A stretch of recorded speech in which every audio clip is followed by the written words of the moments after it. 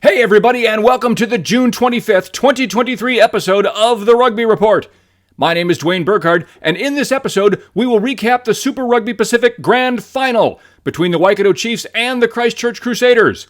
We will also have a special comment on the season and the league in the wake of this game. We'll also have a look at the elimination round of the MLR playoffs in the USA, and then look forward to their conference championships and then their grand final. And finally, we will bid you all a fond farewell for the summer as Season 2 of the Rugby Report reaches its conclusion. But first, this is it. It all comes down to this, folks. The Super Rugby Pacific Grand Final. The number 1 Chiefs against the number 2 Crusaders. And the drama was everywhere. It was the last game for legendary players and coaches on both of these amazing teams, and absolutely every player brought it all and left nothing on the field. The game began as a continuation of the last game between these two titans, an evenly matched battle between two defensive giants. And the score reflected that, as it was just 3-3 until the 23rd minute, when Shaun Stevenson, that's right, All Blacks selection people, Shaun Stevenson, streaked through the Crusaders' line, beating 2 All Blacks in the process and scoring the game's first try. And just like that, the Chiefs led 10-3. The Crusaders made it 10-8 just a few minutes later after Luke Jacobson was given a yellow card and sent off for not supporting his body weight? Come on, ref. The Crusaders scored again while the Chiefs were a man down, bringing the score at the half to 15-10 in favor of the Crusaders, and frankly, an asterisk by both of the Crusaders' tries. The Chiefs began the second half with renewed focus, and Emini Narawa answered the call early with a breakaway try in the opening minutes, and the Chiefs retook the lead 17-15. The Chiefs then scored what would and should have been the game-winning try, but it was called back on a very controversial review that I not too surprisingly disagreed with. Despite fighting 16 men, 15 players and an official, the Chiefs led 20-15, and their defense was once again nothing short of heroic. The Crusaders didn't score again until there were less than 10 minutes left, when the referee again inserted himself into the game, and I need to note that this was a championship game, sending Sam Cane to the bin and guaranteeing that when the Crusaders scored, as they did moments later to retake the lead 22-20, they wouldn't score a single try in this game against 15 men. The Crusaders added a penalty kick in the last minute, and the full-time score was Chiefs 20, Crusaders 25. For the Chiefs, well, sadly their Cinderella season ended at midnight, just short of their goal. But I hope that when the sting of the loss fades, they'll be able to look back at 2023 and see an amazing run. The Chiefs dominated the entire league this year. They had the best defense and the best offense, and they were often very fun to watch. Watching the Chiefs this year, we got to see things like the fastest try in rugby history. We got to witness the rise of future superstars like Cortez Ratima and Pita Gus Sawakula. We saw Shaun Stevenson tie the all-time franchise record for tries. And he and Emini Narawa put on nothing short of a speed show in the Chiefs' backfield. And then there's Damian McKenzie. I knew that McKenzie was going to be a superstar from the very first moment he walked onto the field for the Waikato Mulus years ago. He began his career as a just plain dangerous speedster. Then, after a devastating injury, he came back as a far more complete player, adding the ability to make incredible defensive stops to his skill set. And in 2023, he has finally become a world-class number 10. Something that I openly admit I questioned when they moved him there. He sees the field better, he distributes the ball better, and his very presence now makes the Chiefs a perennial contender for the championship. The Chiefs' 2023 season is over. But I feel certain that the Chiefs, as a team, are far from done. And finally, The Crusaders are the 2023 Super Rugby Pacific champions. Putting the circumstances of this win aside, and looking at this particular Crusaders team on its own, there's a lot to be impressed by when you look at their journey in 2023. The Crusaders did, in fact, stumble out of the gate this season, and they looked very unlike themselves for much of the early part of the year. But like all truly great teams, they persevered, and they consistently got better. And by the time they reached the postseason, they were once again a dominant team, and they frankly pulverized their opposition on their way through the postseason and into this game. As I said last week, beating any team 3 times in the same season is incredibly rare. But when that team is the Crusaders, it is rarer still. And in this game, the Crusaders showed why.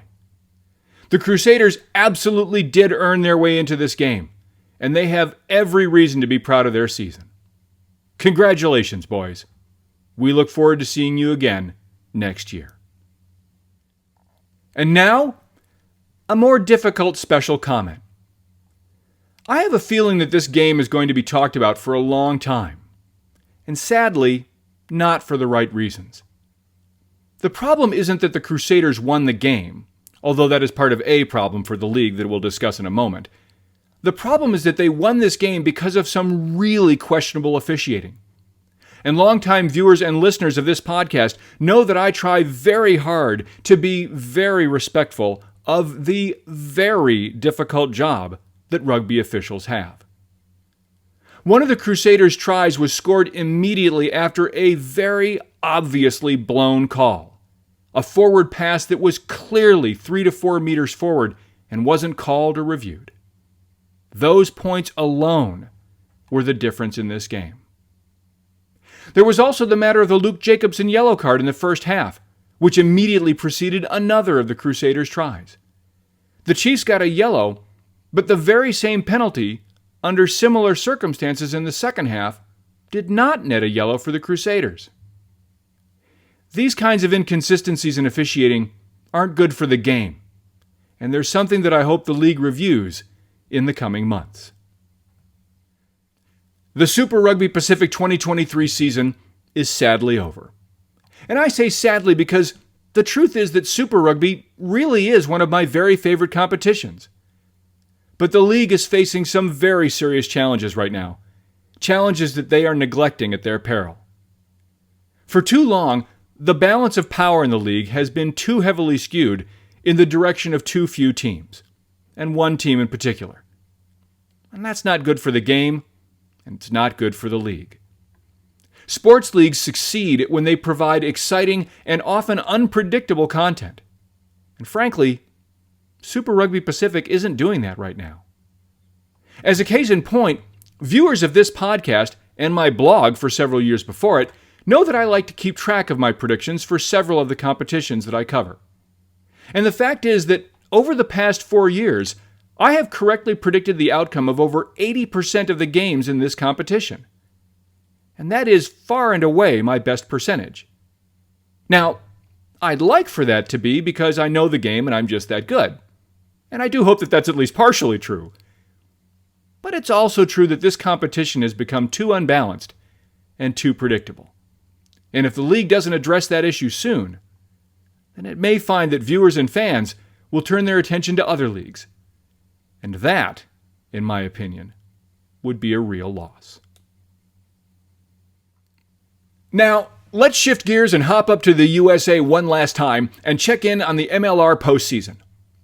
The MLR playoffs began this weekend in Seattle, where the Seawolves hosted the Houston SaberCats in the Western Conference elimination game, and, as expected, it was the Seawolves who did the eliminating as they defanged the SaberCats 37-26. The Eastern Conference elimination game will take place later today in New York when the Ironworkers host the DC Old Glory. The winner of that game will face the New England Free Jacks next weekend in the Eastern Conference final, while the Seawolves, having now earned their rematch with the Legion, will head back to San Diego for the Western Conference final. And of course, The winners of the conference finals will then both travel to Chicago, where they will meet in the MLR Grand Final on July 8th. I'll be watching those games, of course, but they will not be covered on the Rugby Report because, as noted last week, this is it for Season 2. That's right, friends, we're done. Over the last several months, it has been my great pleasure to take this time with you each week and recap and highlight so many truly amazing rugby matches with you. But once again, the time has come for me to focus on other projects and to take some time off. We will, of course, be back. In fact, Season 3 of the Rugby Report begins in just over a month when we will preview the upcoming NPC season in New Zealand. We will also begin our coverage of the Rugby Championship Series and, of course, we will count down to and then enjoy together the 2023 Rugby World Cup in September. So, thank you all for listening and or watching our show. I want to again say a special thank you to all of our new listeners in the UK.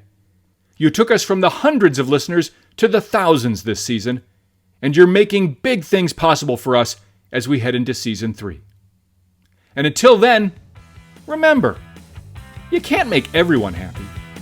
I mean, you're not rugby, right? See you next time.